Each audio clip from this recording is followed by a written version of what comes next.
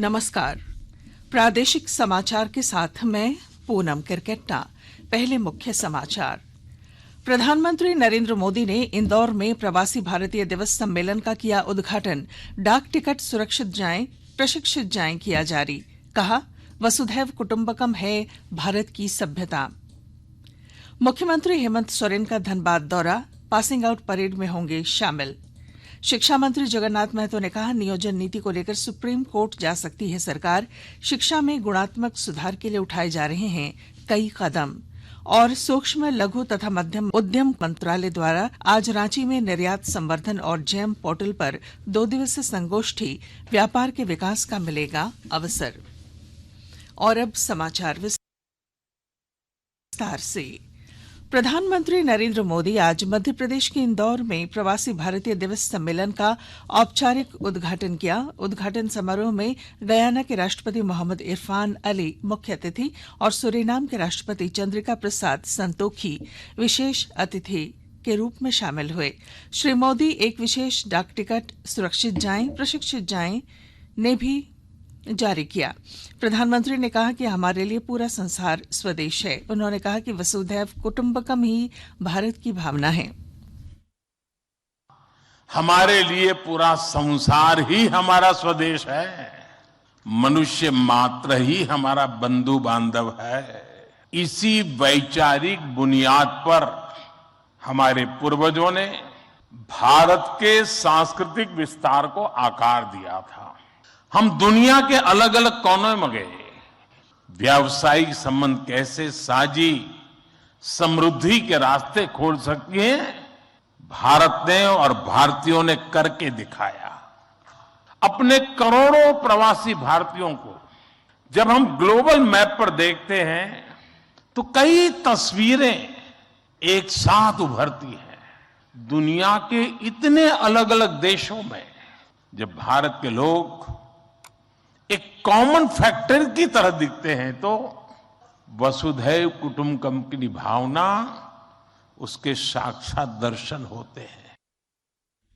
देश में पिछले 24 घंटों के दौरान कोविड के कुल 170 नए मामले सामने आए हैं। स्वास्थ्य मंत्रालय ने बताया है कि इसी अवधि के दौरान 221 रोगी स्वस्थ भी हुए। स्वस्थ होने की दर 98.8% है। मंत्रालय के अनुसार देश में वर्तमान में 2371 सक्रिय मामले हैं। मंत्रालय ने बताया कि राष्ट्रव्यापी टीकाकरण अभियान के अंतर्गत पिछले 24 घंटों के दौरान 10,000 से अधिक टीके लगाए गए। अब तक देश में 220 करोड़ 14 लाख टीके लगाए जा चुके हैं। धनबाद के गोविंदपुर स्थित झारखंड सशस्त्र पुलिस 3 का आज पासिंग आउट परेड समारोह आयोजित किया जाएगा। मुख्यमंत्री हेमंत सोरेन बतौर मुख्य अतिथि इस कार्यक्रम में शामिल होंगे। गोविंदपुर जैप 3 परिसर में आयोजित होने वाले इस समारोह की सारी तैयारियां पूरी कर ली गई हैं। देवघर जिले में कृषि यांत्रिकरण प्रोत्साहन योजना के तहत महिला स्वयं सहायता समूह और कृषक समूहों का अनुदान पर कृषि यंत्रों का वितरण किया गया। सूबे के अल्पसंख्यक कल्याण मंत्री हफीजुल हसन ने 80% और अधिकतम 5 लाख रुपए अनुदान पर मिनी ट्रैक्टर और सहायक कृषि यंत्रों का वितरण किया। मौके पर मंत्री हफीजुल हसन ने सभी को राज्य सरकार की जन कल्याणकारी योजनाओं की जानकारी दी। उन्होंने कृषि, पशुपालन, सहकारिता विभाग की योजनाओं से लाभान्वित होने पर जोर दिया। शीतलहरी और कोहरे के प्रकोप से कोडरमा जिले में आम जनजीवन प्रभावित हो रहा है। हालांकि प्रशासन की ओर से चौक चौराहों पर अलाव की व्यवस्था कर लोगों को ठंड से राहत प्रदान की जा रही है, लेकिन बढ़ती ठंड में ये प्रयास भी नाकाफी साबित हो रहा है। विस्तृत ब्यौरे के साथ हमारे कोडरमा संवाददाता। कोडरमा जिले में ठंड का असर लगातार बढ़ता जा रहा है। कोहरे के कारण उत्तर भारत की ओर से आने वाली तमाम ट्रेनें लेट चल रही है और घंटों इस ठंड में यात्रियों को स्टेशन पर इंतजार करना पड़ रहा है। हालांकि रेलवे प्रशासन की ओर से स्टेशन के दोनों छोर पर अलाव की व्यवस्था की गई है। इधर शहर से लेकर गाँव तक कोहरे और धुंध का प्रकोप भी बढ़ता जा रहा है। शहरी क्षेत्रों में नगर निकाय की ओर से जहाँ अलाव की व्यवस्था की गई है, वहीं ग्रामीण क्षेत्रों में प्रखंड प्रशासन की ओर से 24 घंटे चौक चौराहों पर अलाव जलाए जा रहे हैं और जरूरतमंदों के बीच कंबल भी वितरित किए जा रहे हैं। गजेंद्र बिहारी सिन्हा, आकाशवाणी समाचार, कोडरमा। आकाशवाणी के ताजा तरीन समाचारों के लिए आप हमारी वेबसाइट newsonair.com पर लॉग ऑन कर सकते हैं। ताजा समाचार Twitter handle @AIR news alerts और Facebook page all India radio news पर भी उपलब्ध है। आप प्रादेशिक समाचार एकांश के ट्विटर हैंडल @AIR न्यूज _ और फेसबुक इंस्टाग्राम पेज तथा YouTube channel AIR news Ranchi पर भी हमारे बुलेटिन सुन सकते हैं। प्रादेशिक समाचार आप आकाशवाणी रांची से सुन रहे हैं। झारखंड के शिक्षा मंत्री जगन्नाथ महतो ने कहा है कि सरकार नियोजन नीति को लेकर सुप्रीम कोर्ट जा सकती है। गिरिडीह जिले के डुमरी में कई सड़कों के शिलान्यास के बाद पत्रकारों से बातचीत में शिक्षा मंत्री ने कहा कि नियोजन नीति नहीं लागू होने से सबसे बड़ा नुकसान शिक्षा विभाग को हुआ है।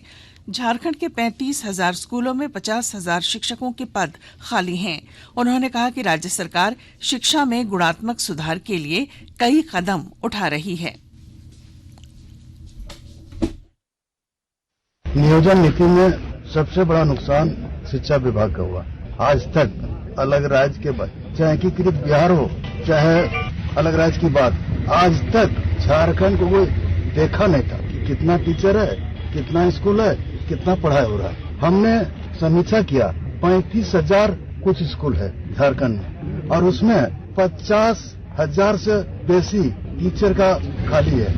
नियोजन नीति की बात है। नियोजन नीति में कहाँ गलत है? यदि अलग राज्य हुआ है तो किसके लिए हुआ है?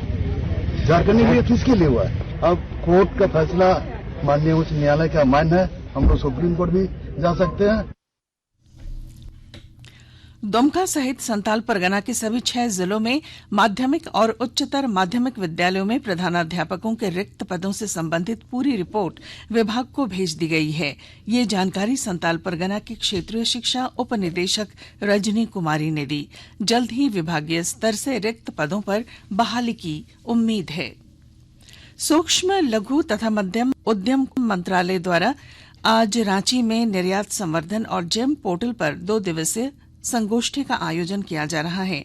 इस कार्यक्रम में सांसद महुआ माझी और उद्योग विभाग के निदेशक जितेंद्र कुमार सिंह शामिल हुए। कार्यक्रम का मुख्य उद्देश्य MSME इकाइयों को निर्यात संवर्धन, जेम, नए बाजार सृजन, राष्ट्रीय और अंतर्राष्ट्रीय बाजार में नवीनतम चलन समेत कई अन्य नीतियों के बारे में वृहद रूप से जागरूक करना है। कार्यक्रम में झारखंड राज्य के उद्योग संघों, चैम्बर्स, रांची जिले के क्लस्टर्स के सहयोग से खरीद और विपणन सहायता योजना पर कार्यशाला का आयोजन किया गया है, जिसमें सूक्ष्म लघु और मध्यम उद्यम को अपनी समस्याओं के समाधान का और अपने व्यापार के विकास का अवसर मिलेगा।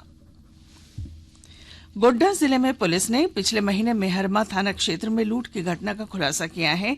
पुलिस अधीक्षक नाथू सिंह मीणा ने बताया कि इस मामले में एक नाबालिग सहित 5 लोगों को गिरफ्तार किया गया है। इधर देवघर में पुलिस ने जिले के चित्रा और सारठ थाना क्षेत्र में छापेमारी कर 4 साइबर अपराधियों को गिरफ्तार किया है। इनके पास से 18 एंड्रॉइड मोबाइल, 18 फर्जी सिम कार्ड और 3 फर्जी ATM कार्ड जब्त किए गए हैं। वहीं जमशेदपुर के साकची बाजार में हार्डवेयर दुकान से 1,28,000 समेत कैश बॉक्स चोरी मामले में पुलिस ने एक महिला अपराधी को गिरफ्तार किया। एसपी सिटी सुभांशु जैन ने बताया कि आरोपी महिला बिष्टुपुर में शादी समारोह में चोरी समेत कई कांडों में शामिल थी। और अब अंत में मुख्य समाचार। प्रधानमंत्री नरेंद्र मोदी ने इंदौर में प्रवासी भारतीय दिवस सम्मेलन का किया उद्घाटन। डाक टिकट सुरक्षित जाएं, प्रशिक्षित जाएं किया जारी। कहा, वसुधैव कुटुंबकम है भारत की सभ्यता। मुख्यमंत्री हेमंत सोरेन का धनबाद दौरा, पासिंग आउट परेड में होंगे शामिल। शिक्षा मंत्री जगन्नाथ महतो ने कहा कि नियोजन नीति को लेकर सुप्रीम कोर्ट जा सकती है सरकार। शिक्षा में गुणात्मक सुधार के लिए उठाए जा रहे कई कदम। और सूक्ष्म लघु तथा मध्यम उद्यम मंत्रालय द्वारा आज रांची में निर्यात संवर्धन और जेम पोर्टल पर 2 दिवसीय संगोष्ठी, व्यापार के विकास का मिलेगा अवसर। और इसके साथ ही आकाशवाणी रांची से प्रादेशिक समाचार का ये बुलेटिन समाप्त हुआ। नमस्कार।